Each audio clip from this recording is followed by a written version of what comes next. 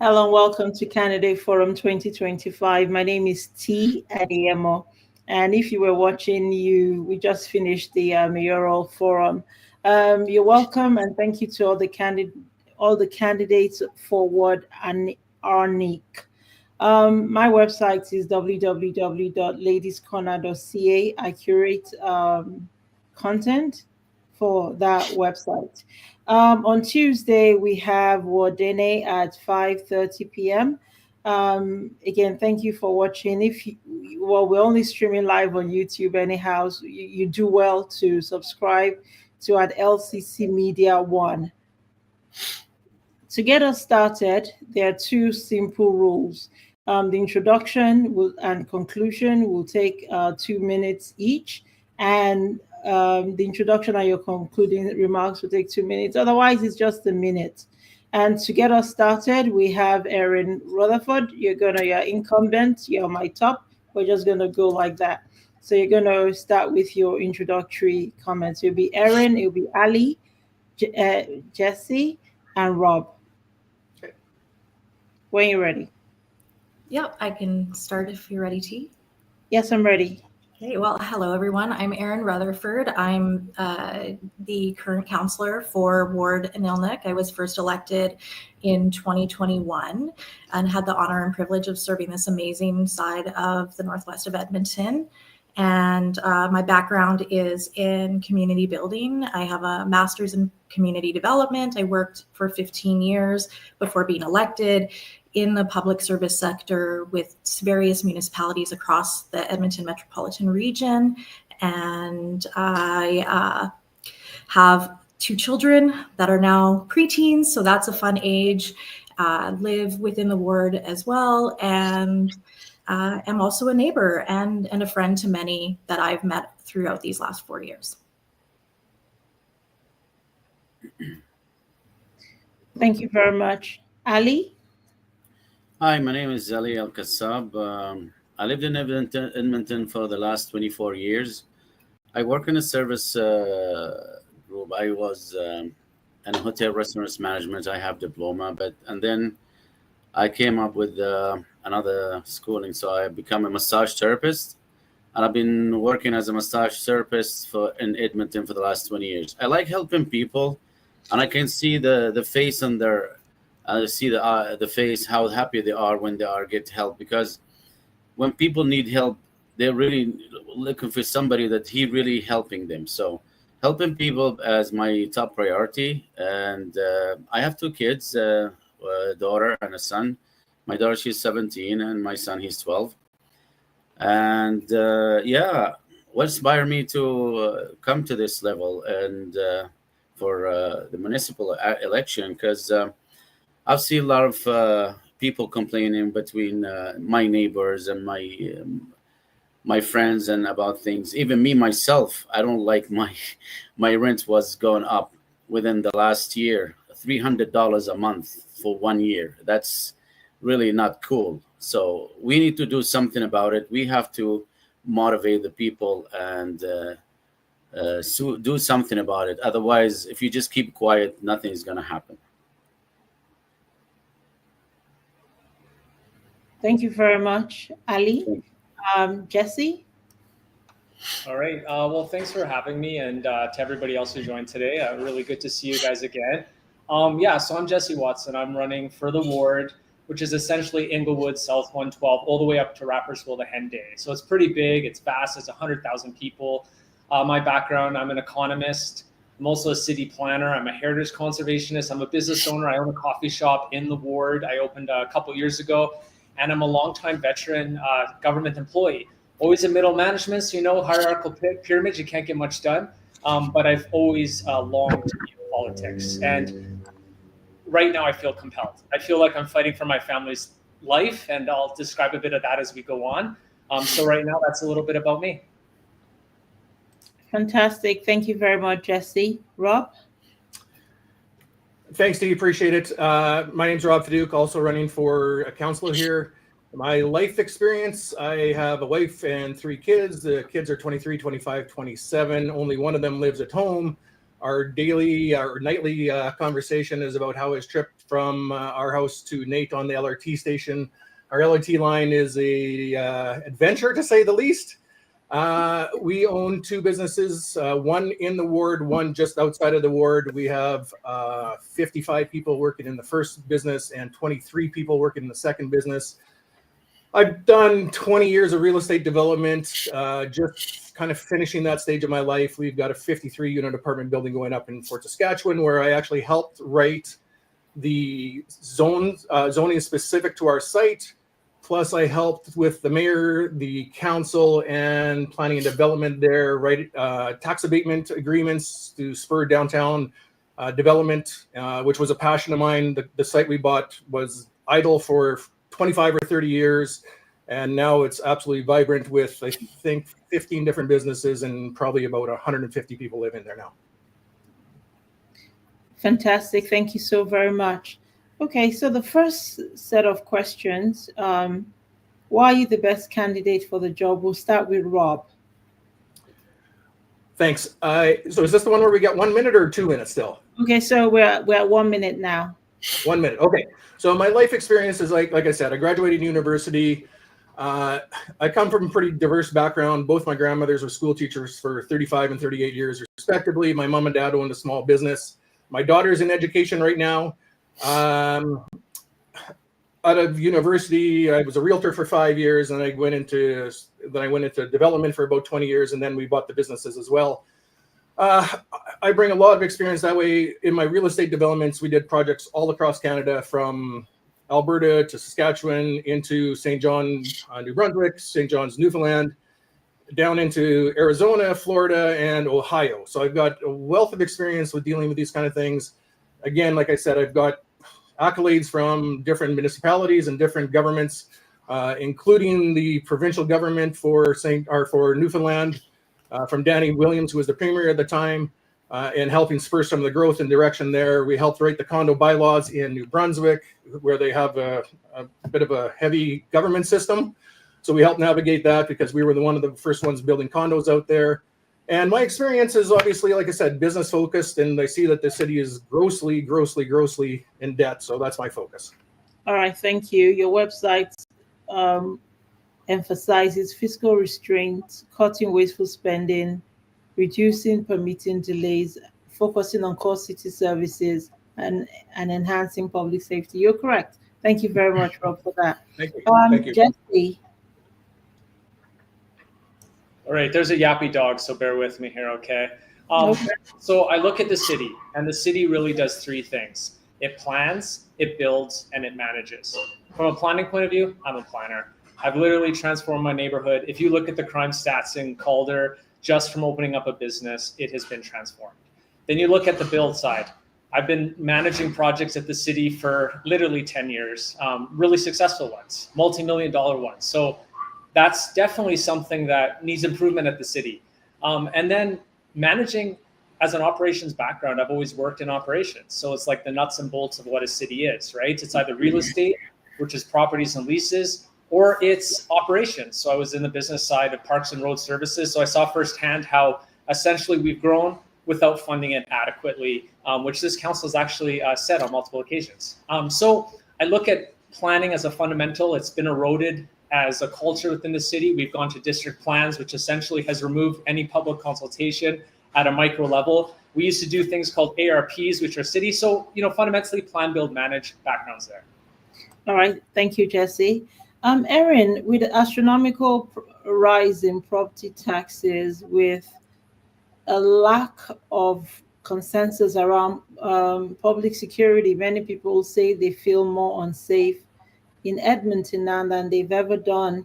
Throughout these candidate forums, people have just been complaining, and I'm sure when you go door knocking, people say this and that to you yourself. Why should Edmontonians give you 4 more years? Yeah, I appreciate that. I knew it was compelled to run in 2021 because I knew with my background, the social impacts that would ripple for years outside of the pandemic. And I want to remind people that when we were first elected, we were still wearing masks. There was still gathering limitations. And it was a very different time. And so in 4 years, we have come a long way, but there's still a lot of residual impacts. Over the 4 years, I've supported many safety initiatives, including creating the community safety and well-being framework that we follow, supporting the crime prevention plan. And now it's about why I'm compelled to run now is to make sure that I'm implementing those plans and making sure that with that context and that knowledge that I have, we can actually see some of the things that we have been working on come to fruition and see those outcomes and results over the next 4 years. Thank you. If I could just find the mouse. All right, Ali, why do you think you're the best candidate for this job? Well, why I'm running, that's a good question. I have a bold leadership, not empty promises. Challenges demands clear, immediate action. So not endless debates. I confront problems heads on with solutions that works. Workable strategies, not wishful thinking. From safer streets to responsible budgets. My approach is simple: transparency, efficiency, and results. Every dollar spent must serve the people, not political endless. Empowerment community, not ignoring them. A vibrant neighborhood starts with engaging residents. Your feedback isn't just a herd; it's a drive every decision. Together, we'll unlock Anirniq, that full potential. Let's build a stronger, more united Anirniq world, where actions replaces excuses and progress speaks louder than words. So, my expert, the compassion. I'm not belong to political party or nothing. I'm a father. I'm a neighbor. I'm a concerned person. I like to share and solve problems. I've been working in helping people, solving problems, issues. First thing I see, what is the problems and how we can help finish and fix that problem. I don't make decisions. Thank you. Platform, sorry.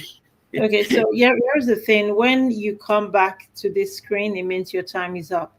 Okay, so thank you very much for that. Appreciate it. So we're going to start with Rob on this set of questions. When you go door knocking, what are the 3 top concerns you hear, and how would you attack them on day one? So you're muted. Thanks for the question. As Jesse mentioned, the ward is so vast, going from 111th Avenue all the way to the Henday. So the door knocking we've done mostly has been focused on the south parts, which is Sherbrooke, Dovercourt, Prince Charles, and Woodcroft, and Inglewood. And for those folks, the biggest issue is obviously the infill. There is nobody that's happy. I would say, and I'm sure all the other candidates know this too, 1 out of 7 people answer the door. 19 out of 20 are absolutely livid with the current council. And the biggest issue for them is infill. When we go north, people, Oxford in that area, it's more like the taxes is a big issue. And then, of course, into Dunluce, we're now talking into neighborhood revitalization. People wanted like for like. They did not want the plan that city proposed, which costs each resident about $4,000 or $5,000 extra. So it's a big thing, but generally speaking, it's cost of property taxes, cost of the pet projects the city has on its plate, and infill. Those are the 3 biggest ones. All right, thank you very much, Jesse. Your 3 top concerns you hear, and how would you attack them on day one? Yeah. So I'm on round 2. I'm at 25,000 doors right now across the whole ward, every single square inch of it. And number 1 is apathy and consultation. So people feel not heard, which transcends infill, transcends taxes, transcends pet projects, whatever you want to call it. That's a big one. Safety for sure. We literally have people setting up makeshift tents and forts to protect their properties in some communities. It's that bad in some neighborhoods. And then, of course, taxes. It's gone up the most it's ever gone in history. So number 1, what I would do on the first day is, you got to unite with your team. That's a priority. You got to work together to achieve a goal. But secondly, I would definitely be holding ourselves accountable as much as we hold the money we give accountable. And holding it is actually having the courage to challenge the status quo. Thanks. That's good. That's really good. Thank you, Jesse. Erin. Yeah, I mean, I first want to start by saying I've obviously been door knocking for this campaign, but I never stopped door knocking through my 4 years, nor did I stop personally calling residents, personally responding to emails, and personally attending several events. So my experience and understanding is deep and broad around what I'm hearing and what form the basis of my platform. The first one is obviously affordability, and that goes beyond property taxes. It's about affordability of transportation. It's about affordability of access to services. It's about even the day-to-day needs that everybody has, utilities, those kind of things. The second item is around our city services and the quality of those city services and how we continue to improve them. And then the third one is around how I've labeled it in my platform, Love Where You Live, which really looks at all of those other dimensions that I'm really versed in, such as community safety, community pride, and community well-being. And so those are the things that I'm hearing on the doors are really important to Edmontonians, and that's what's framed the basis of what I'm bringing forward in this campaign. Right, thank you. Ali. Hi. So the three major things I'm always facing with the problem is the first one is the property tax increase. Everybody's complaining about that. Nobody likes it. That has been increasing for the 22% over the 4 years. So the second one is the safe street is not like it used to be before. Everybody's concern is looking around him when he walks and, oh, somebody behind me or something is going to happen to me. The third thing is the infill infrastructure. Everybody is getting a lot of people. They're telling me now I have in front of my home, I have a project coming infill that's going to build 8 units. There's going to be a lot of cars parking around the street. I don't even have one parking lot for me. And I have this whole view in front of my house. When I bought my house 25 years ago, this whole view is going to be blocked. All I'm going to see is buildings. So what is going to happen? So most of these problems are, the top one is property tax and safer street and the infill. All righty. Thank you very much. Thank So you. let's start with property taxes. I think we all can agree that this is a concern for Edmontonians generally. Property taxes are major concerns for families and businesses. In 2024, property taxes were increased by 8.4%, and for 2025, they were increased by 5.7%. Erin, you will go first on this round. Do you believe that Edmonton has a spending problem or a revenue problem? And could you please, as a member of the current council, talk us through the mindset that brought about these astronomical increases is making our lives really difficult? Yeah, I mean, first and foremost, it's never politically popular to raise taxes. And so, of course, it doesn't surprise me that we're hearing that. And I'm hearing that too. And I heard that at every budget adjustment through my tenure. I want to remind people again that we were facing 13% increase for this year, for 2025. And council did work really hard to bring that down to below 6%. But the reality is that the order of magnitude of the growth, the inflation, the union negotiations that are coming, being settled, that have been outdated for years and years and years, all of those things have added to what is pressure. So we're faced with the point of, do we erode services further or actually stop services, or do we increase? And we've been doing both, and it is both. But I think what's really important to highlight is, if anybody's saying they're going to have a 0% tax increase for 2026, for example, they also should be transparent with Edmontonians about where they're going to find 134 million ongoing operational money, where they're going to be cutting that from. Okay, thank you very much. Jesse, your thoughts?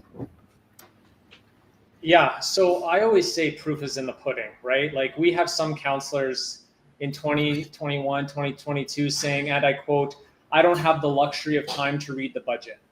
Like, these are the elected officials, which might be why our tax increase has been the highest it's ever been in history, right? We got to remember that. And we got to remember that we set out a budget 4 years ago that was less. And then we blame others, right? So you got to look on yourself. All I'll say is that a house to demolish in the private sector is $30,000. A house to demolish in the city of Edmonton is $175,000. There's a problem that needs to be explored, but the council doesn't have the courage to challenge it. And that's what I mean about accountability. So yes, taxes probably have to go up because we've grown and we have increased services, but there's ways to optimize it that this council hasn't done. Thanks. Thank you very much, Jesse, for your thoughts there. Rob. Yeah, thank you. So ironically, the city does have it posted on their website right now. The biggest expenses the city has, number one is Edmonton Police, and number two is debt servicing. So $30 per month per average house goes towards just the debt servicing. As I mentioned, we're $4.5 billion in debt. Here's where the advantage of a business owner and a former real estate developer on some massive projects comes into play. You know, Erin can say, no, we need to slow down. We can't make any big adjustments and we have to negotiate with the unions. As a business owner, that's not an option. Like the reality is if you have to make a pivot, you make the pivot. And I think that's what Edmontonians are ready for. They're looking for pausing some of these pet projects like the bike lanes. It's astonishing to me and all the residents we talk to that 132nd Avenue has bike lanes on both sides of the road. Only a government would do it. So there's two bike lanes on the same avenue. Makes no sense whatsoever. So those are the kind of things that we can help with. And PACE is prepared to put a stop to a lot of those different projects along with the infill and the zoning bylaw on housing. All right. Thank you very much. Ali. All right, thank you. I disagree with Erin about budgeting because there's a lot of ways we can budget other than spending $120 million in Veldrum, increasing bike lane that in streets that doesn't have to be there. Because I've talked to so many residents and they said they never ask us about if we need a bike lane here. And also transportations and LRT, they are expanding through residential area. Nobody wants the LRT next to his house because the noises and the vibration. So there's always a budget has to be where is the money going and how we're going to spend it. And if we tackle that, we can certainly save on property taxes. Thank you very much, Rob. Thank you. We move to infill and neighborhood change. Erin is going to go first here. Infill development continues to divide neighborhoods. Some see it as necessary for growth, while others see it as a disruption to community character. What is your position? And could you please tell us how we got to this situation with your council? And the more I speak or do these forums, no one seems to be in agreement with infills. So how did your council get this backed up on this position? T, you're killing me here because you're giving me like double the questions of others with the same amount of time. Infill. Sorry. Okay, so maybe we can do 2 minutes. All right. So no, you don't need to give me more time. I'm just the equal questions would be more preferably. No, because here's the thing: a lot of us have brilliant ideas and a can-do attitude, and we all want to help.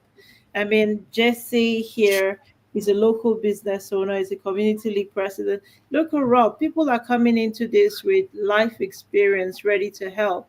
And I've not always paid attention to, I have a kid, I'm a single mom. I'm not paid even to do these forums that I'm doing. I cannot sit with City of Edmonton and be monitoring across the 4 years. So now I'm paying attention. I was like, how did we get here?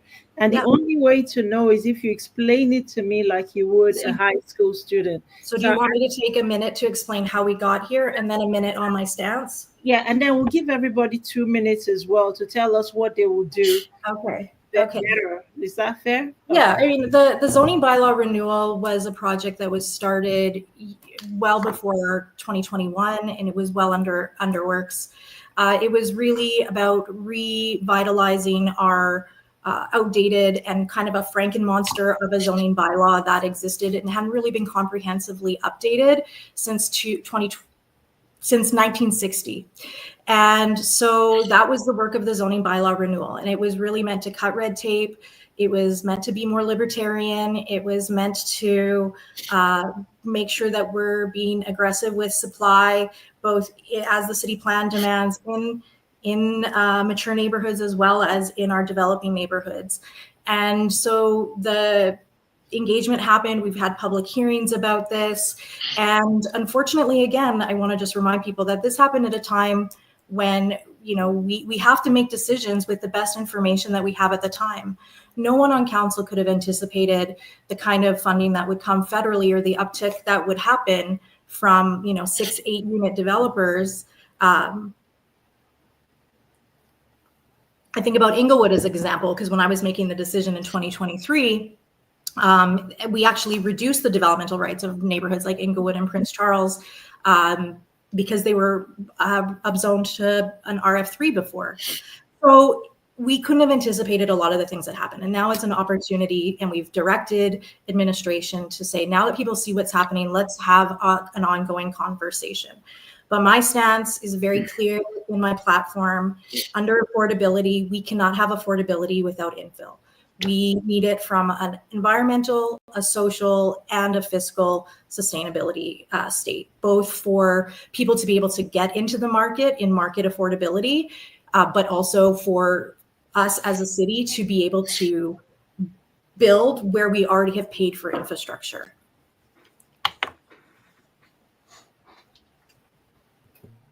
Okay, thank you. That was a new line or set of questioning. I'm going to ask Rob to go next. Did you want me to repeat the question? No, I remember what the question is, T. Thank you. So neighborhood change and infill, let's talk about that. In June, City Council had the opportunity to change. They had a vote. They listened to people express their massive concerns. Tim Carmel was the only person on the planet that day that didn't have internet connection, so he couldn't vote. And Erin was the deciding vote, 6-5. And I'm going to use her words because it was quoted in the journal. I didn't have enough information to make an informed decision. Well, you voted one way or another, so you have enough information. So that's on you, Erin, and the rest of the council for keeping it the same. The biggest problem with infill the way it is right now, T, are parking nightmares.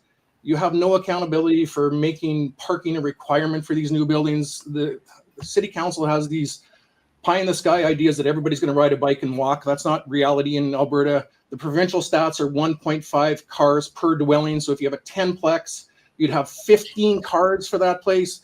As my wife said, if we live next to a 10-plex and it's minus 25 in the winter and she can't park in front of her house to unload groceries, she would lose her mind. And I'm sure that every other citizen out there would feel the same. You want a solution for high density? We're spending $3 billion on an LRT line. Why isn't all the zoning along an LRT line high density? Then you'd have built-in ridership. You'd have no need for cars for people that live there. They'd have access to the LRT line within a block or two of them, and then you're not ruining the neighborhoods. What can PACE do about it? This is our policy. Pause, review, and replace. That is exactly what we're going to do. We would limit middle of the block to 4 units at most with required parking, and reviewing it, we have to review it to be clear, but probably 6 units at the end of a block. And again, it has to have parking so it's not destroying the neighborhoods. Thanks. Thank you. I'm pretty passionate about that one, by the way. Yeah. I've spent 20 years doing this, and I've literally, like I said, I literally wrote bylaws with municipalities. I incentivized with tax abatements and did the downtown area revitalization plan with the mayor out of Fort Saskatchewan, and I did some stuff with New Brunswick. So I mean, I'm very passionate and I have vast knowledge on that stuff. So thank you. Thanks. All right, Rob. Someone has just said if folks are going to challenge the incumbent, it would be nice if they could grasp that inflation is beyond city borders. The pandemic played a part, and the province doesn't pay property taxes. All right. Thanks for the comment, Rob. Your thoughts? Well, I didn't say anything about inflation on this end of things, on this comment. I was talking about budgeting overall, and of course I acknowledge that. But when you keep spending when you're broke, it's like saying, "Oh, I've got a $10,000 credit card limit, and I've got $11,000 on my credit card. The smart thing to do is get an increase in my limit so I can keep on spending." That's not the way you operate your house. So why would you operate the city that way? Okay. A bike lane is not a necessity today. And by the way, one more thing about bike lanes, and I'll be real quick. On Saskatchewan Drive by the university, they took 2 lanes, they narrowed it down to 1, they painted a line on the road to make a bike lane. That probably cost them $30,000 or $40,000 to do a kilometer, instead of $5 million or $10 million to do a kilometer on 132nd Avenue. That's your solution. That is your solution right there. Okay. Ali, you can comment on the first question and on the quote from the member of the public. Okay, so the question was on the infill, right? Yes. Okay. Should So as I? I said before, sorry. Sorry.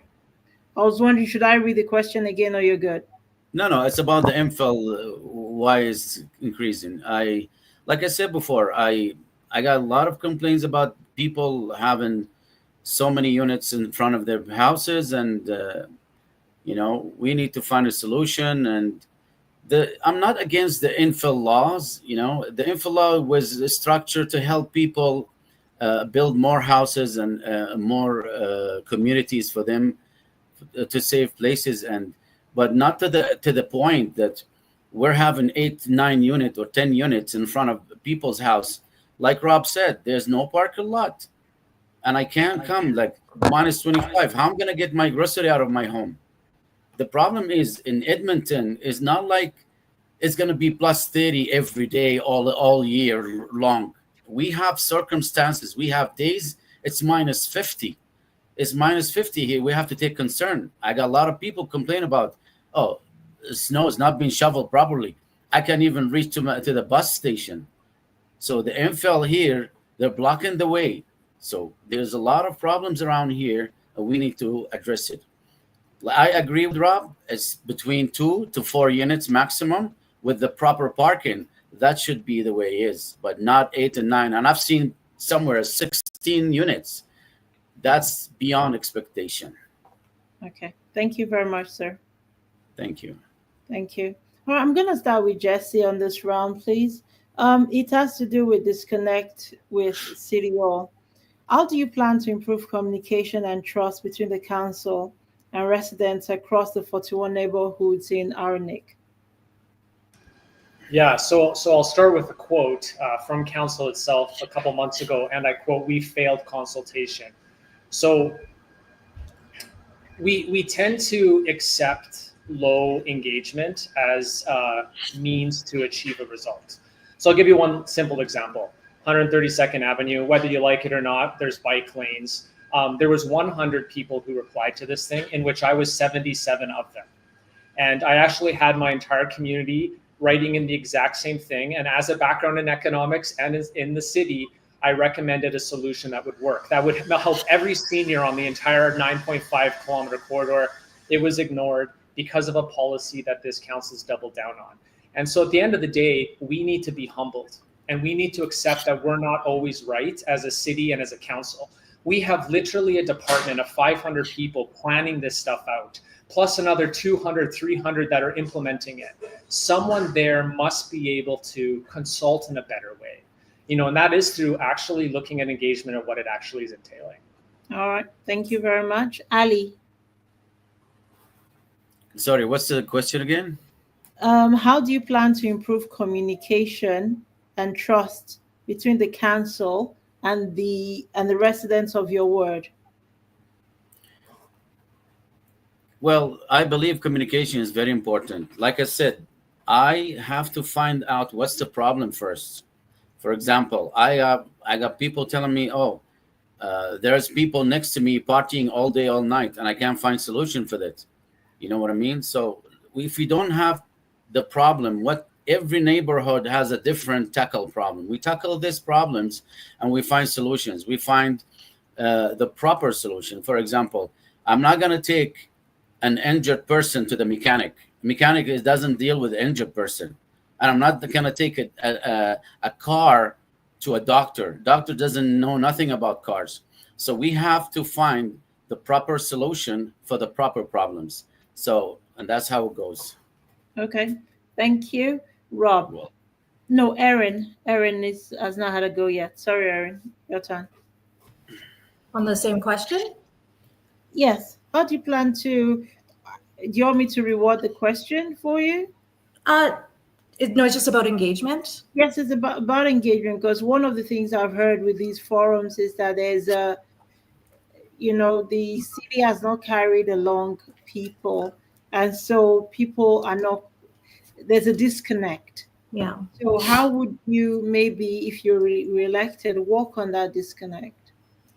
Yeah, I mean, I have a master's, as I mentioned, in community development, and my capstone project was actually on public engagement at the local level. So this is something I am very passionate about.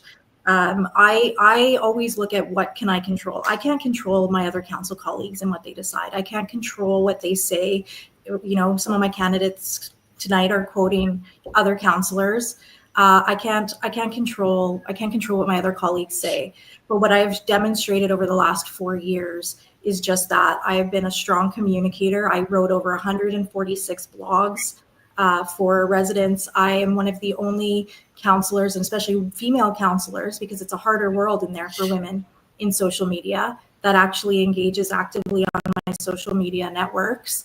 I attended over 700 community events in 4 years. And like I said, personally respond to every email that comes into my office and also make as many phone calls as I can. That's how you build trust, one relationship at a time. And all I can do is continue to push and challenge administration to do better and be better along the way.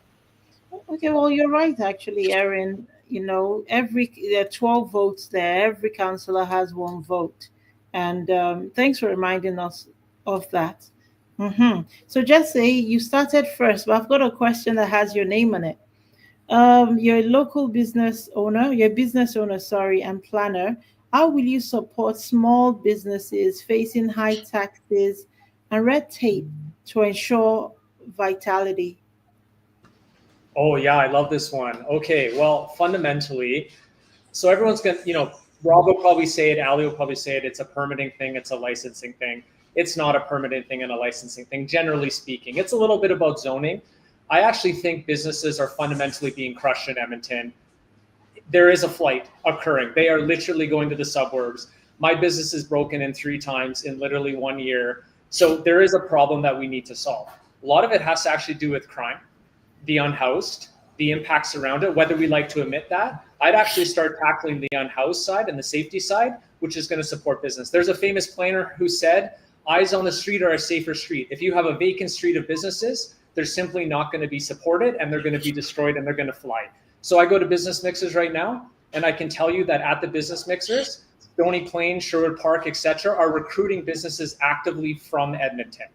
So we need to do a serious look at how we support business. I would even venture to say we do a national campaign to recruit to Edmonton at any cost. We have vacant land, we have vacant buildings, our own city buildings, half of them are vacant. It's like, let's do some imagination here and really fight for Edmonton. All right, thank you very much, Jesse. Rob, my producer does not think I invited you to the last set of questions. I've been told to check. Did I pass you by? You're muted, sir. Did I? No, you didn't. But you could just dedicate the rest of the time remaining to me. I'll be fine with that. Everybody else, check off. Thanks, guys. I'm texting my producer. I give everybody. I have a system. It's working. I'm like, oh, okay. In the interest which one would you like to be? I can answer that one, or we can keep going on. It doesn't matter to me. You tell me which one you want me to go with. Okay, this is definitely yours. You have extensive or excessive experience in business. So how would you reduce bureaucracy with business property taxes in Edmonton? Yeah, and this is, I thank you for the question, because it's very pertinent, and I like to give examples to get people thinking about things. So one of the business we own is on Yellowhead Trail on 144th Avenue. We have 10 acres and a 30,000 square foot shop. Our property taxes 2 years ago were $141,000. This year, we're at $196,000 for the same property. Our lease ends right away, so we're actively looking for different locations. We can get the same property, actually a better property out in Morinville, and they have $50,000 in property taxes. So we could pay every employee we have $2,000 drive out there.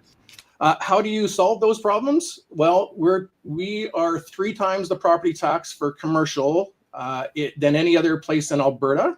Calgary is the next second closest one, but comparatively speaking to Nisku, Leduc, Fort Saskatchewan, and of course Atchison, where everybody else is moving, we are 3 times as high as them. So how do you stop that? I will disagree with Jesse here. Red tape is a big one. It should not take you 7, 8, 9, 10 months to get a business, any kind of permit.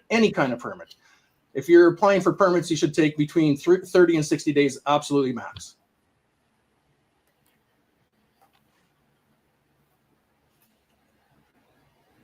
Thank I can you. keep talking if you want. Thank you. No, we're going to let Ali do this one. So how would you improve business in Edmonton, not just in your ward? How would you bring back business to Alberta's capital city? Is that for me still? No, it's for Ali. Oh, okay. Sorry. Go ahead, Ali. I'm trying to hog You it can now. have Sorry. it. I don't mind. No, go ahead. I'm going to put myself on mute so I don't steal it. Okay, thanks. All right, thank you. I believe that the small businesses are the backbone of our economy so far, because during COVID, we have a lot of loss of small businesses. I had an online business and I lost it, and I have another online business now. It's going a little bit slower. But so the main point is, so we need to do something for the small businesses to help them out to stay focused and not to move. Like Rob said, he's going to Morinville. Why I want to get Rob to go to Morinville, while I can keep him here, and he let him stay with his employees, and employees don't have to leave the place. We lower the property tax for the businesses. We give them a little bit of break. We help businesses getting their license in between 30 to 60 to even 40 days. You know what I mean? So helping the small businesses, like I said, they are the backbones of our economy. If we can help the small businesses to go further and that their business to go for more, then we are losing the businesses and they're going to go somewhere else. That's true. Thank you very much, Ali. So, Erin, if given 4 more years, how would you improve? How did I word it now? What new ideas do you have to improve or to bring back businesses to Alberta's capital?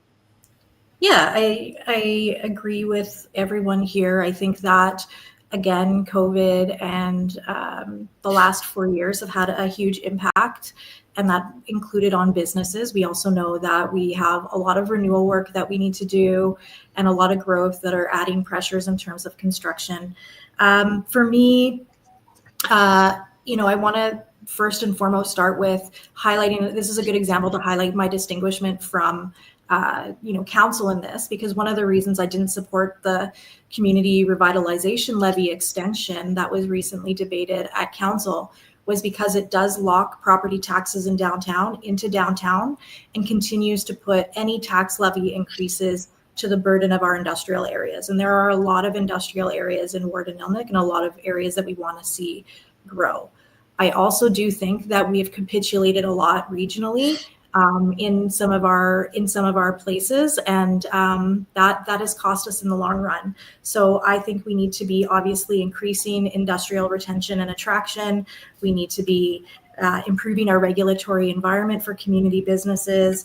We need to implement with measured progress the city's economic action plan, and we need to have programs that address vacancies. All right. Thank you very much. It was brought to my knowledge that in the last round for the Infill question, I missed out Jesse. So Jesse's going to answer that question. Should I read the question out again? Okay, read it, just so I catch it perfectly. Okay. Infill development continues to divide neighborhoods. Some see it as necessary for growth, while others see it as disruptive to community character. What is your position on infill, and how would you balance the needs of new development with the concerns of existing developments? Okay, well, as a planner, so first of all, thanks for letting me say it. As a planner, I'm actually really hurt by what's going on in the city. Council's obsessed with the word housing, yet what's being built is vacant because we've turned housing from a house into an investment, and we're not willing to tackle the true challenge around that, which is why our housing prices are skyrocketing. We've also totally destroyed context. We don't care about context. It's housing at any cost. It's housing at the expense of heritage, people, community, engagement, consultation. We need to bring back engagement. We need to bring back context, and we need to manage investment because we have so much foreign to Alberta investment happening. There's one community that I've been door knocking. There's 6 vacant A-plexes within a 4-block radius that have been vacant for a year because they're investments. So I think council needs to do 180 on what they really actually mean by housing crisis, define it, and actually action it with the community in mind. Okay, thank you very, very much. So we're going to start with Ali, and it's a question on public safety and community well-being. Crime prevention and community safety is a top concern in this round of election. especially in industrial and residential parts of Anirniq. Do you support Anirniq? Sorry, Anirniq. Do you support increasing EPS funding, or are there alternative community safety models you champion? So the funding most likely comes from provincials and a little bit from the municipals.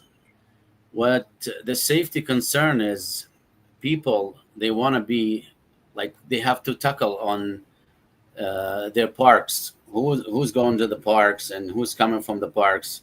And it's a concern for homelessness people. Homeless people are not a crime.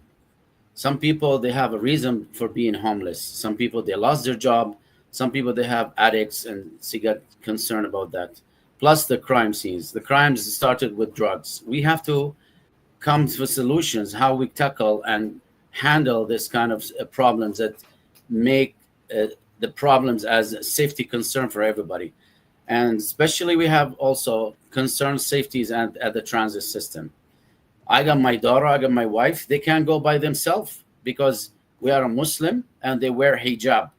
They said, I'm scared to go to the transit by myself. I have to have a man with me when I go there. There's a lot to say, but I know the time is up. Okay, thank you very much. Rob, Same question? Yeah. Same question? Okay. So during COVID, I actually got accepted into the master's program as well for psychology.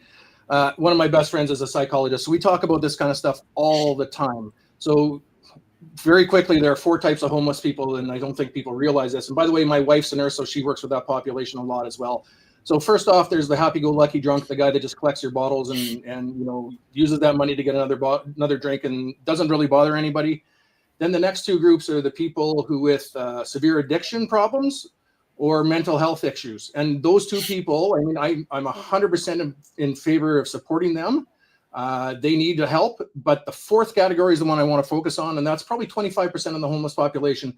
Those are the ones that exploit everybody else, the criminals, the ones that are breaking into your backyard. What previous council has done and current council, they've taken away any teeth the city have. Remove bylaws that allow you to actually charge people with these kind of crimes and keep them in any kind of detention. I think they need to restate those bylaws immediately. And I agree with what Ali said. Most people do not want to ride the LRTs right now, especially towards the downtown core, because they don't feel safe. And if you've ever been down to Winston Churchill Square and that area, that's just an absolute living nightmare with the amount of homeless people and drug addicts down there. All right, Erin? Yeah, I just want to first start by saying we haven't actually removed any bylaws. And in fact, in all the bylaws we've done, including the one I championed, which is the public spaces bylaw that consolidated several, we added clauses to open air drug use, which actually did not exist in our bylaw before because it was covered under the criminal code. A lot of the changes that we're seeing are actually a federal legislation change under the Trudeau government, and I hope we can advocate collectively for that to be revisited. But that is what's driving that. Safety is multidimensional and multifaceted, right? This is one of the things that we grapple with every day, where we say, listen to residents, but residents have very different experiences. And I take Ali's point about his wife and daughter wearing a hijab. I hear from many Muslim women that experience public spaces very differently than other members of our community, same as the queer community or racialized folks. And so I think that when we're looking at safety and the components of safety, we need to continue to make sure we're addressing crime. So, gangs, drugs, those kind of things. But we also need to be making sure that we're looking at it comprehensively for the diversity of people that we need to make our city safe for. All right. Thank you. Jesse? Yeah, I would say that there's also other nuances around it, right? We look at actual bylaws like property enforcement and standards, right? I've been tracking, there's 17 houses that are actually full-blown encampments that we don't find the landlords. We give warnings, then it turns into something bigger, and then EPS gets involved. And there's a lot more we could be doing as a city to really manage that things to free up time for EPS. We also have EPS traffic diverting traffic. And again, is that a traffic act? No, it's not. And so it's about priority. We also have misinformation. We have politicians that are actually dancing in front of events. And I've been told at the doors by EPS, stop the misinformation being spread about encampments and takedowns and safety and what comes around it. So I think, if we took a different approach of bylaw and empowering the police a little bit better, then we actually would have potentially a better environment. All right, thank you very much. I'm going to let Erin take the lead with this question.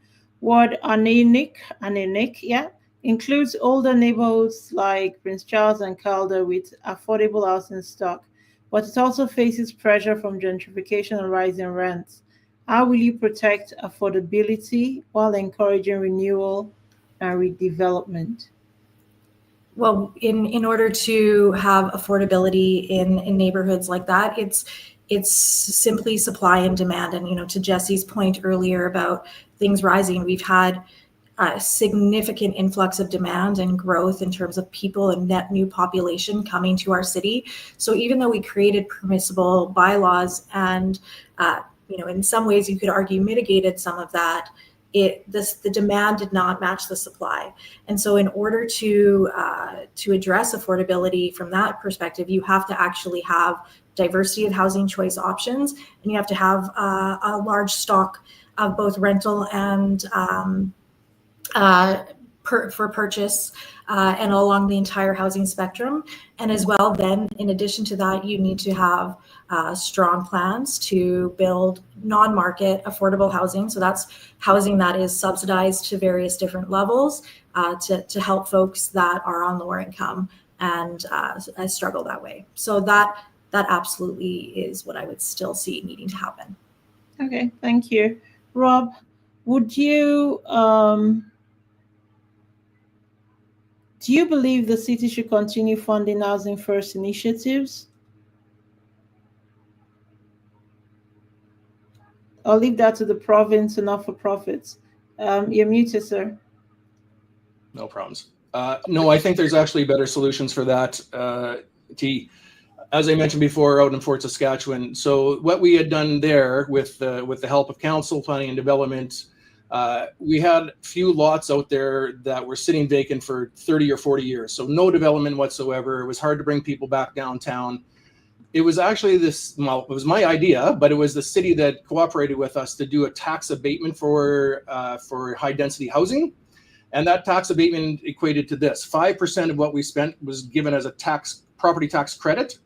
So for example, I'll use easy numbers because that's the numbers of what it costs us for the apartment building we're building right now. It's $15 million. So we're going to get a $750,000 tax abatement over the course of 10 years. That lot that sat vacant for 30 years cost me about $7,000 a year as a vacant property in property taxes. If you give property abatement over the next 10 years, it would still only cost $70,000 over 10 years is all they would accumulate in tax revenue.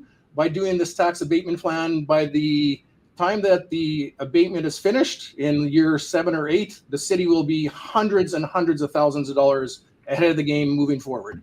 So it helps alleviate high cost of housing and it lowers the cost of rents.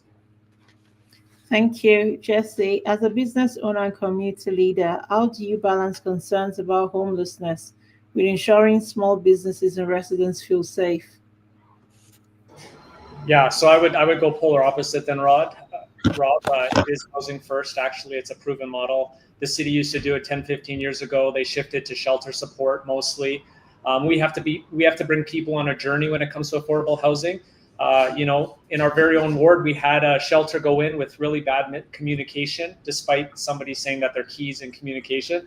And so, the community was in uproar. We look at ourselves, we lease land to ourselves as an agency, and we have poor property conditions. So nobody wants to live around that, right? We need to level up what we expect of our providers, level up the expectations of what they're delivering, the money we're giving. And by doing that, you're going to create a better environment, people more supportive in their neighborhoods, and by default, help with housing and safety. Thank you very much. Ali? How would you tackle homelessness What are your ideas to tackling homelessness in the city? Homelessness, like I said, is not a crime. Homelessness, it has like issues, and we have to look forward it. To be able to afford to build up projects for the homelessness, we have to find whether this homelessness need a hospital, or they need a shelter, or they need a house, which way or another. I can't tell you this. Every homeless is need a hospital. So we have to put every group in one direction, which is direction has to be gone through. The government and municipal and the councillors have to find a solution, which way or another, where we're gonna build these places and how. Like Rob said, there's lands has been sitting there for 20, 30 years. Nobody's been using it. How about we find somebody that he can build and tackle down the taxes until we work together to find solution. Municipal government and provincial government has to step in for this issue, because it's not only for Edmonton. We live in Alberta. This is all issue for everybody.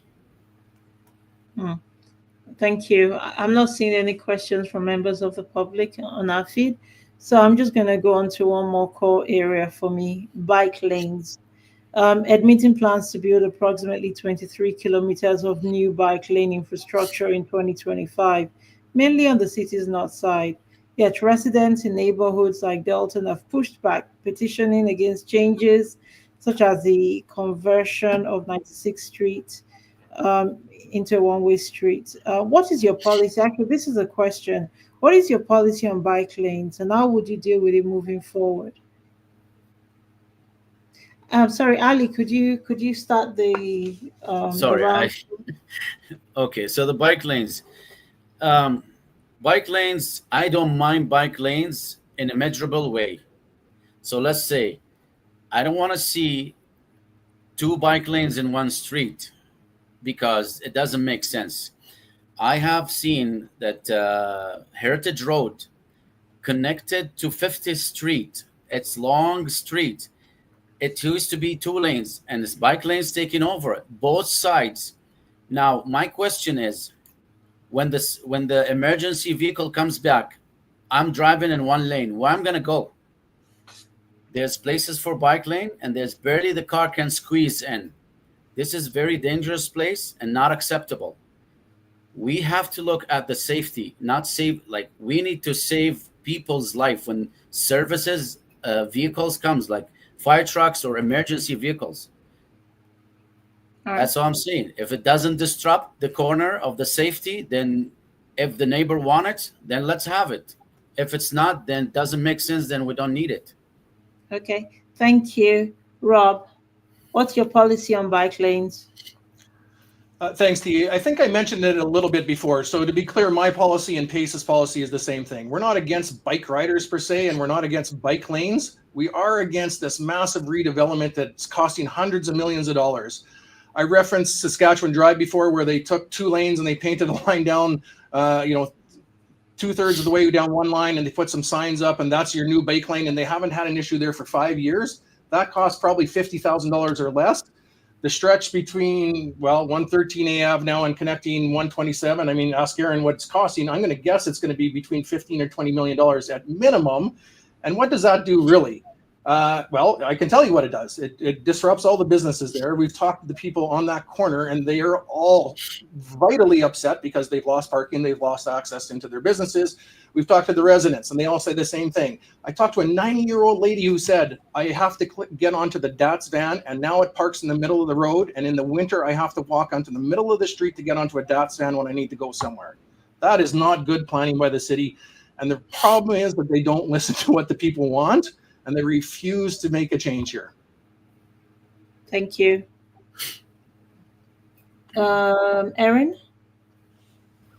Yeah, I actually did an inquiry on this, Rob. It was one of those blogs I mentioned. So the delta was actually 9 million between like for like, and the entirety of the corridor from 127th Street to Fort Road. But also in that, so it is $9 million more. But within that, I think it's really important to understand that you also end up incurring less life cycle costs. We can talk about whether I think this is overbuilt or not. Capital projects are a lot different than your operating projects. We have 3 different budgets and we have different ways we do projects. Capital projects are really long term. And by the time I was elected in 2021, that project was already at procurement phase. It had already had contracts. So to cancel it would have ended up costing well more than $9 million. And one of the things I heard from Edmontonians and residents that I serve is the most reasonable use of the tax dollars. So I couldn't in good conscience stop that project at that time. But my stance is always to allow for better accessibility and mobility within a pragmatic approach. So, constructing shared use paths and bike lanes where appropriate, in making sure that we're developing secure bike facilities as well, because that's something I hear that's a deterrent, and making sure that we're also building other infrastructure that promotes mode shift where needed, like better lighting infrastructure. Thank you. Jesse? It's really interesting because the city talks about having a diverse Edmonton, and yet we're doing the polar opposite as a planning exercise. Calder, Lauderdale, Roslyn is not Bonnie Doon, Windsor Park. But for some reason, we're trying to fit all of Edmonton into the same thing, whether it's blanket zoning, whether it's bike lanes, whatever it is, whatever it becomes, it isn't working. Right? There's costs, there's life cycle. Sure. Well, what was built, the life cycle doesn't always work either, to Erin's point. So at the end of the day, that's where I go back to the community value and the input, because we need to be humbled as a city and accept that it isn't a one size fits all, especially when the prices are spiraling out of control. I go back to that simple house example, 30 versus 175,000. It's the same in renewal. Because renewal, ironically, is like for like as definition, but we throw growth into it. And then we try to trick residents with that. So at the end of the day, it's not one size fits all. Bike lanes can work. It depends what, where, and what the community wants. Thank you. We have this final segment and we'll take questions from members of the public. Or if we have no questions, we'll answer. You'll ask each other questions. Is what I mean to say. Erin is going to start this. At the start of this forum, you said you've attended 700 events across your time as a city councillor. I believe that because I've seen you at some of these events as well. I think I may or may not have invited you to come on to 1 or 2 events that are organized. So I accept that. So this question is for you. And everybody, of course, will also take turns answering. You're a strong advocate for equity, diversity, and inclusion. In practical terms, how will you address poverty? How have you addressed, or how do you intend to address poverty or youth engagement in your ward? So this is a great example of how I've used my experience and knowledge of equity to actually benefit Ward Anirniq. So one of the things I was seeing when I was first elected is a lot of services were not coming here. The infrastructure investments were not coming here. And what I've been able to establish over the last 4 years and continue hopefully into the next 4 years is applying an equity lens where we actually say, while this neighborhood may not be growing to the same pace and growth as the South Side, there are equity considerations and they deserve just as much right to access the city services that others are experiencing, even if their population isn't as dense and doesn't have the potential to grow as much as the South Side. And so that's an example of how I've used that knowledge of equity to really leverage for advantage of and being a strong advocate for this ward. All right, thank you. Ali? To fight poverty, that's your question, right? Yes. Okay. Sorry. Go ahead. Sorry, pretty much that's it. How will you address poverty? Okay. Youth engagement. Yeah. Lower the property tax and make sure people that I know it's not a just word to say it or something we can do. We have people planning for that. So let's just make sure there's people planning for lowering property taxes. Myself, I work 2 jobs and I can't afford to buy a house. I'm renting.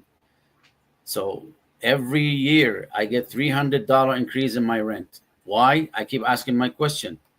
Because it's a municipal and federal combination, and all this coming up together. We have to, as a counselor, I have to reach out different levels, not only as a municipals. I have to make contact with provincial, with the federal, with whoever can help just to tackle this down, because it's not only my problem. Everybody else is problem. Okay, thank you, Ali. Rob, how will you ensure that everyone feels included if you become counselor? So different question than what the other guys got. Is that what we're doing? Yeah, different question.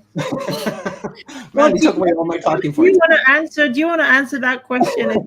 I will. I do. So I'm gonna agree with Ali on this one. He talked about twice now. He's mentioned the $300 a month increase each year. So Ali, I'm sure you know, because you're a smart guy, that is a direct reflection of the fact that the person who owns that unit, their property taxes went up. So of course they pass that cost on to the tenant. That's the way it works. It's like talking to Trump with a tariff. I mean, we all know what reality is here. So number one, you have to have a strong advocate for the ward, and I don't think we have that now. Your other part of the question, T, was you were talking about youth engagement. So I want to speak about that because I have a lot of experience with that.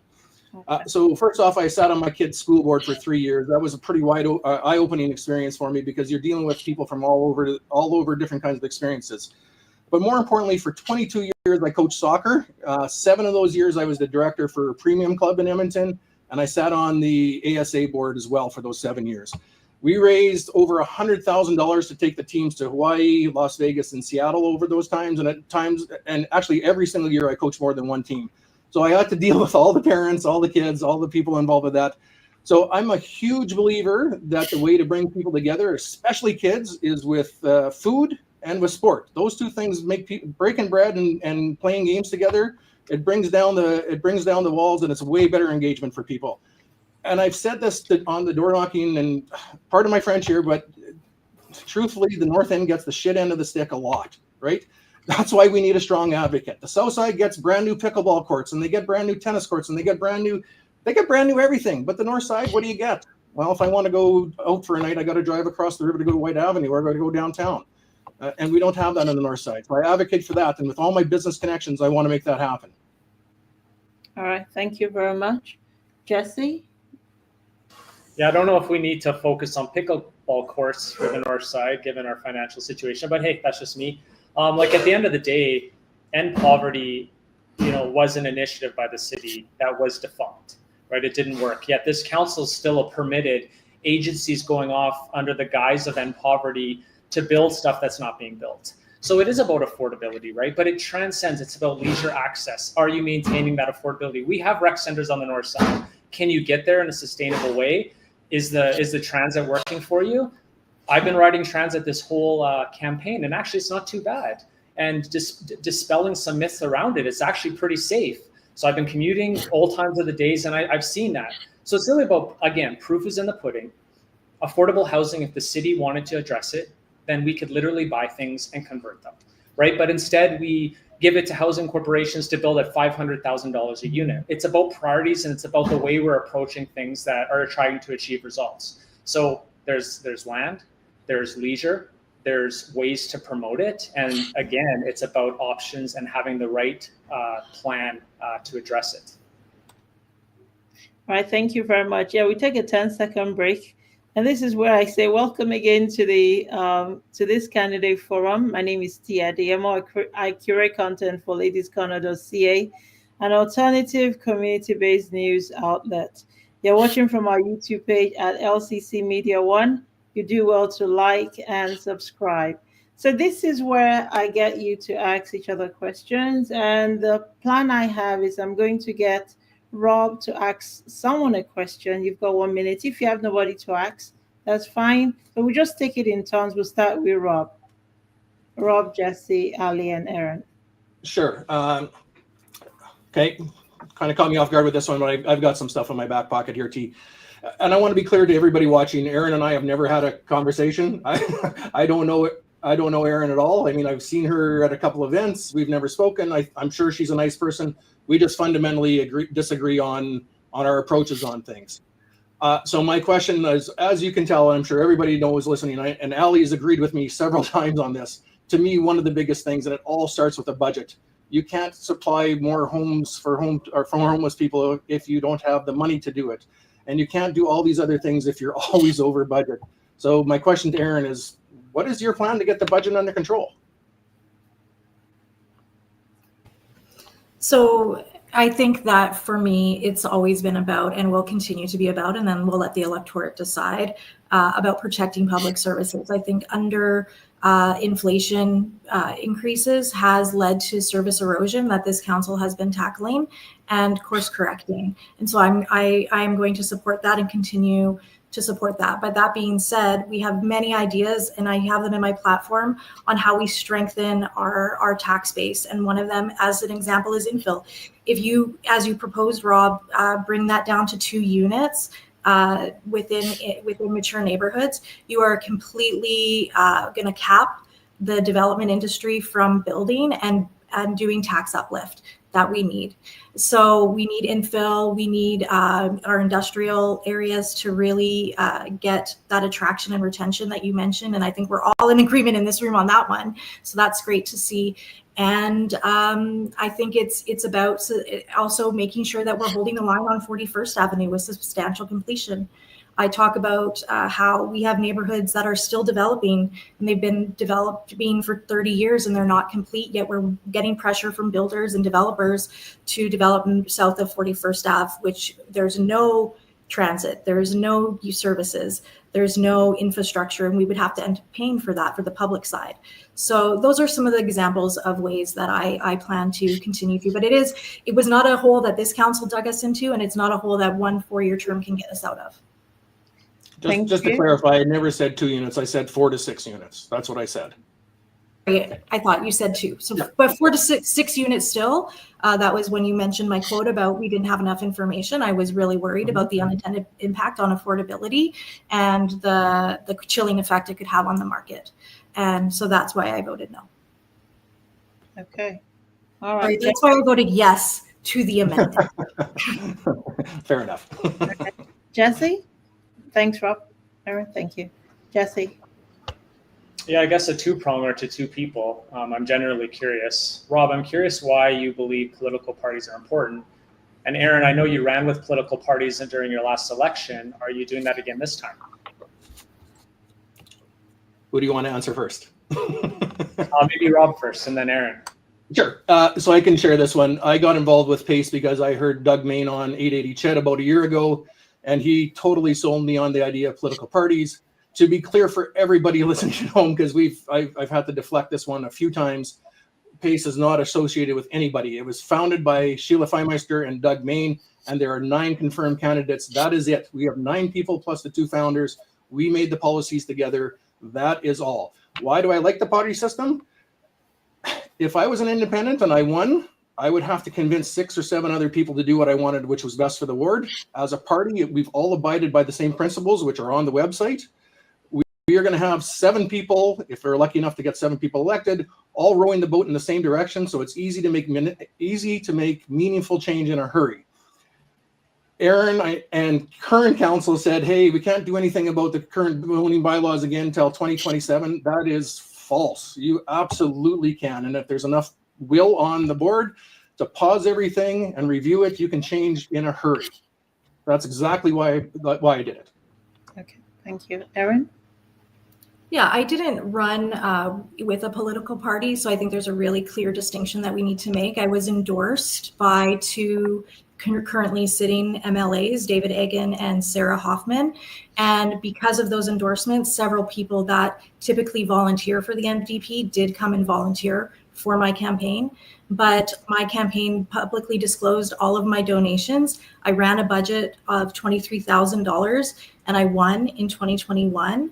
And yes, I did that with endorsements. Most campaigns have endorsements, but that does not mean that I had a party machine behind me, nor does it mean I have a party machine behind me this time. I'm not going to be taking endorsements from any MLAs this time.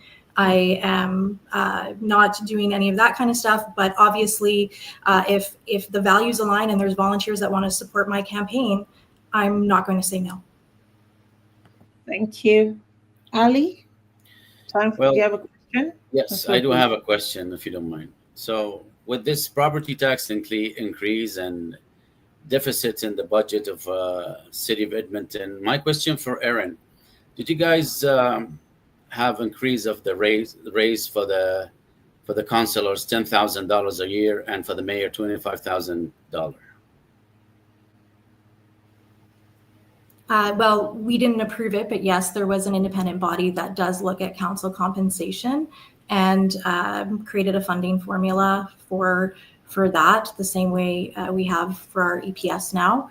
And one of the things I'm big on is respecting process and keeping integrity of process. I think sometimes there's a reason that things are safeguarded from politicians, and salary debates are a good example of that, where you have an independent group of Edmontonians that have come together to do a lot of analysis and make recommendations. And so to throw those out the window, I didn't support. So you said no. So I said we didn't vote on those. I did get the raises, but those raises were from recommendations from Edmontonians that formed a committee and made those recommendations. And those were approved. They're actually safeguarded, so they're actually approved so we approved for the next council, and the council before us approved for us. So you don't actually make a decision on your own salaries in your own term. Thank you. All right, thank you. Erin, who do you want to ask a question? Do you have any questions? I knew I was going to be asked the question, so I didn't prepare for that. I guess I'm going to ask the question to Rob about, like I said, I mentioned in one of my answers that, to reduce the tax levy for 2026, you need to find $134 million in ongoing operational costs, the three biggest being, in our funding, our debt servicing, which is not something we are able to change. We cannot add more to it, but we can't stop it once we're doing debt servicing, police or city operations. So where would you find that $134 million, or even a portion of that? Yeah, so as part of the PACE platform, we did say we will pause some of these, we call them vanity projects like the bike lanes, and restructure them so that it's as usable without spending all the money. So that is a big one. You had mentioned that, hey, you can't stop a contract. Well, I mean, our businesses are worth a substantial amount of money. So we have huge contracts with huge players in the Canadian economy, and those contracts change overnight. And sometimes there's no compensation. Sometimes there's a little bit of compensation.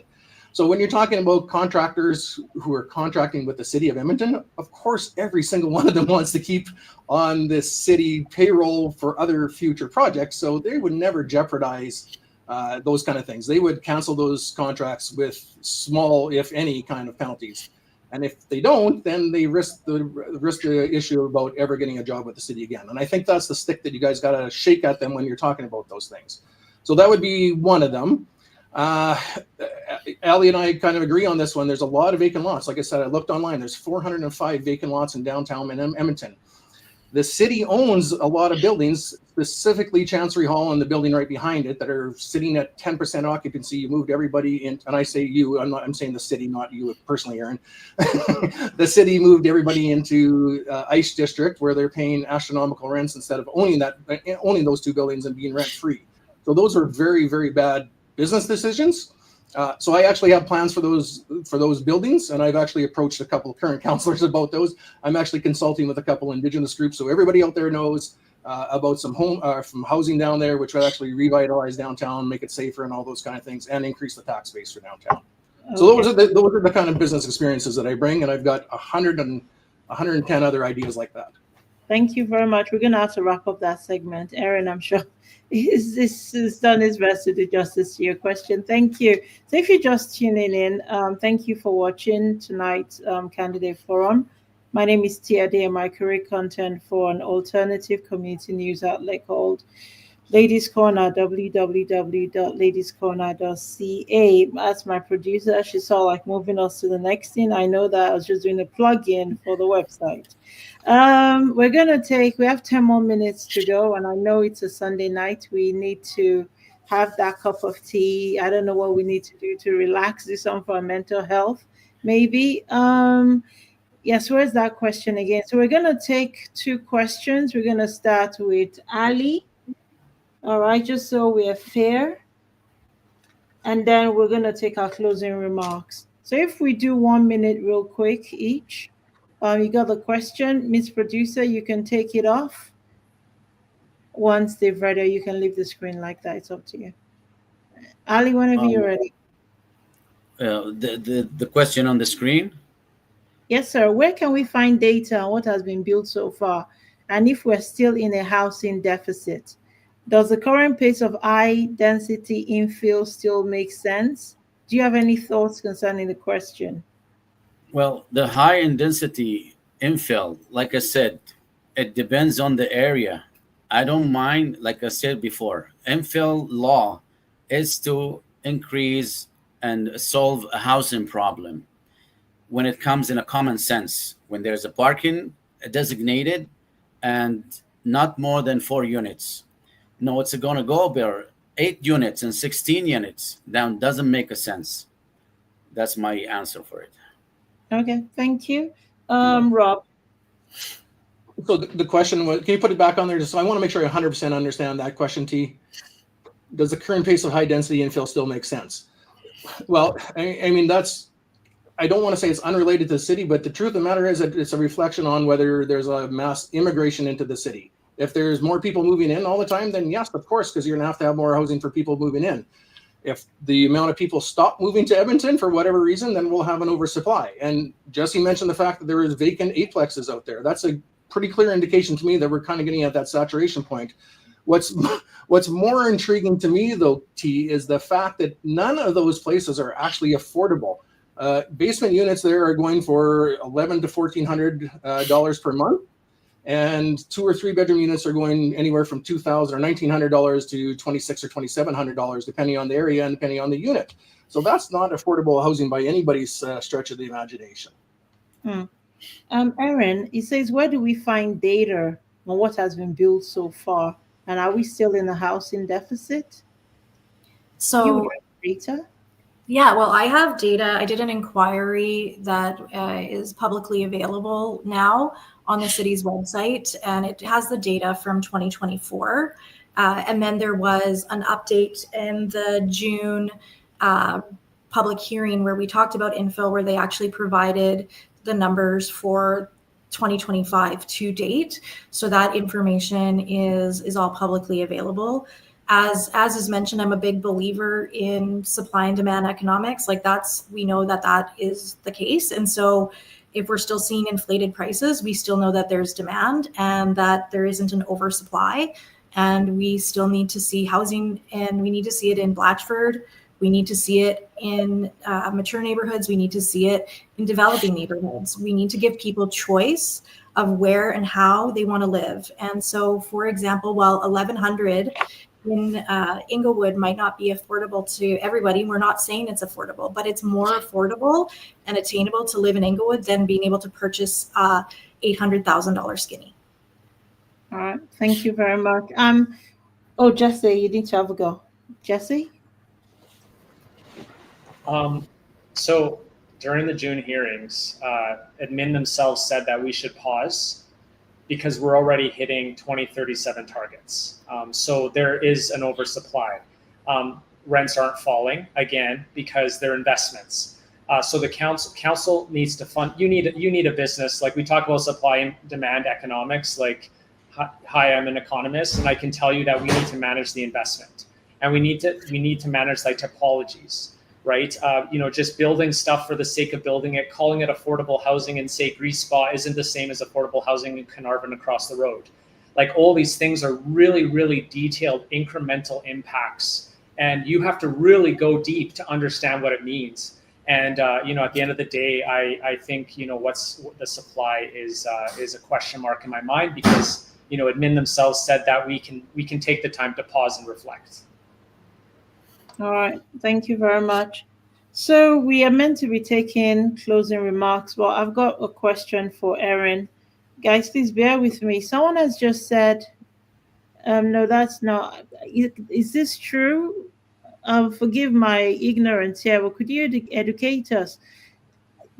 Is This is so scary to see that current councillor openly admits she's for developers and not for homeowners. My understanding of this question is that developers somehow give councillors money, or I don't know, but is this true?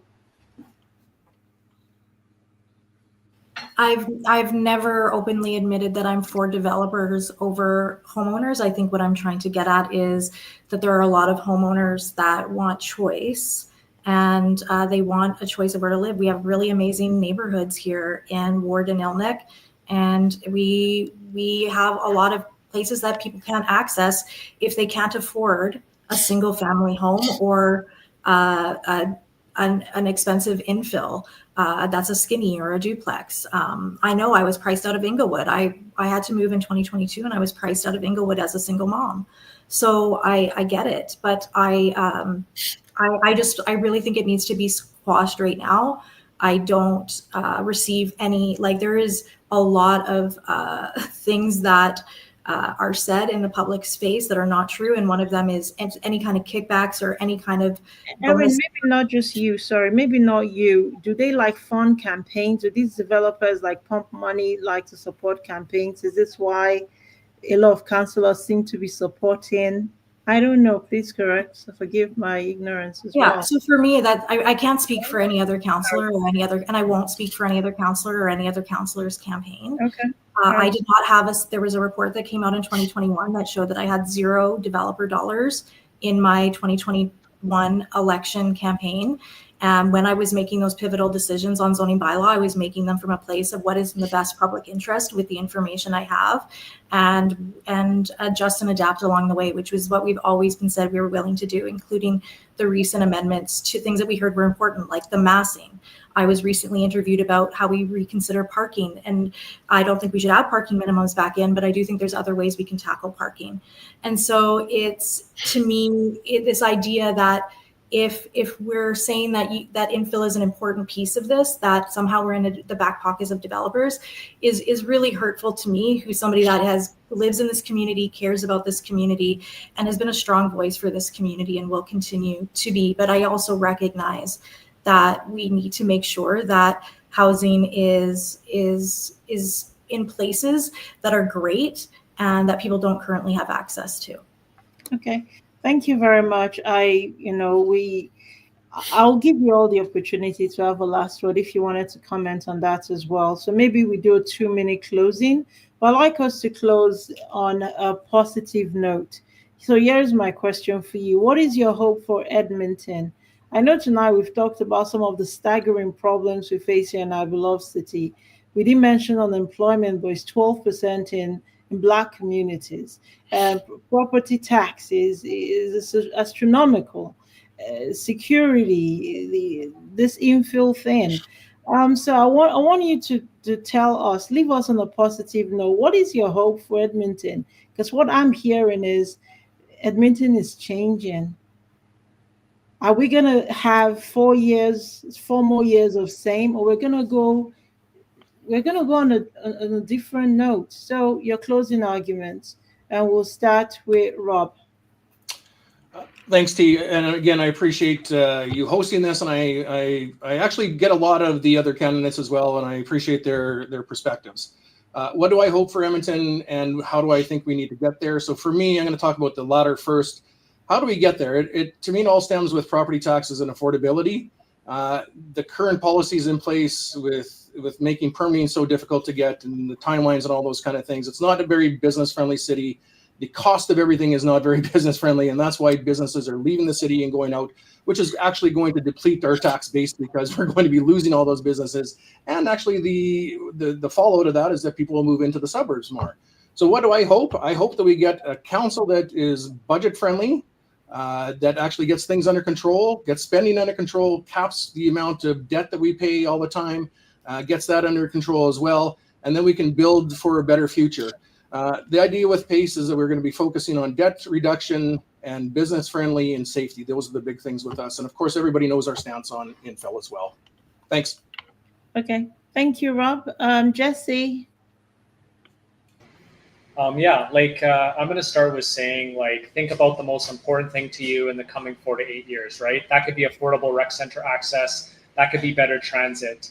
And with the current trajectory of this council, you may not get it. And I don't want to be doom and gloom here, but things aren't good, right? We have the highest debt, the highest tax, the worst commercial vacancy, crime's pretty bad, homeless is all-time high, councils swearing at each other, undermining them, intergovernmental. I look at all these things and I feel compelled. And whether it's me or it's someone else, we can't go with the status quo. We need to make Edmonton better, the place I've come to love. It has all the makings of a great city, but we have to really double down and focus on what's important, listening to people, understanding economics, asking questions, and having the courage to challenge ourselves and hold ourselves accountable. All right, Erin? Yeah, thank you. I think, again, I go back to why I was compelled to run. The first 4 years of my term were really studying a ship in rocky waters and really trying to stop a ship from drowning, essentially. And we have had to do a lot of work on that. But we also have created a lot of context and a lot of understanding and a lot of plans that need to be implemented to see that understanding come to fruition. And that's what I think I bring to the table. It's important for Edmontonians to look at what I have done over the last 4 years, because council is a continuation. And some of the things that are mentioned here, like the debt ratio, was not because this council contributed like a big portion of that. And in fact, many of the things that are high capital costs, I actually voted no to in the 4-year budget. I did overall approve the 4-year budget because, again, you have to be a team player. You have to work with your colleagues. And so I did support the overall budget, even though my individual votes didn't. So I think for me, my platform when it comes out will really focus on the things that I am hopeful for Edmonton, a more affordable city in all its dimensions, more quality services where you can see your tax dollars at work, and making sure that people really feel like they can love where they live. They can have community pride, they can feel safe, and we are creating inclusivity. Thank you very much. Ali? So my hope for Edmonton is we need to focus on people. This is people's money. They're giving us the money for property taxes, whatever they have from hard earning dollar. We need to make good decision. So my iron land is, it's your money, it's your decision, and it's your choices. I'm not here to make them for you. I'm here to represent you. You pay the dollar tax, not for me to waste it the way I want. We need to take more serious decisions about the people. We are from the people to the people. If we're going to be like different, then we're going to be a sheeple. We're going to follow what our superior is going to tell us to do. Another things I'm going to do is I will have a committed holding monthly meeting with community leagues. Once a month, or it has to be twice a month. I don't mind. I will commit to this meeting with community leagues to sit down on the table. Tell me what you guys have a problem, what we can do together to face this problem and how to solve it. And then I'll address it to the councillors and to the mayor. We have to work together, like Erin said. It's not one-man band. All of us have to contribute. If we can't do that, then we will never be win. I don't mind, anybody can win as long he's doing the right thing to the right people. And that's all I'm going to say. All right. To be honest, there can be a candidate forum if people like you don't show up. And so I'm desperately grateful, Rob, for your time tonight. Ali, for your wisdom, your originality. Erin, we threw a lot at you tonight. And this is what democracy looks like. We've tried to be respectful, but I felt we needed to hear our frustration about this present council, and we need a way forward. And Jesse came with some brilliant ideas, and I'm grateful for you all taking the time. This was imperfect, I'm no journalist. I am an enthusiast, and you guys know that. I love politics, and this is my own contribution. I don't, this is my own contribution, and okay, let me move on. I'm waddling now. It's my own contributions to democracy, so don't take me too much.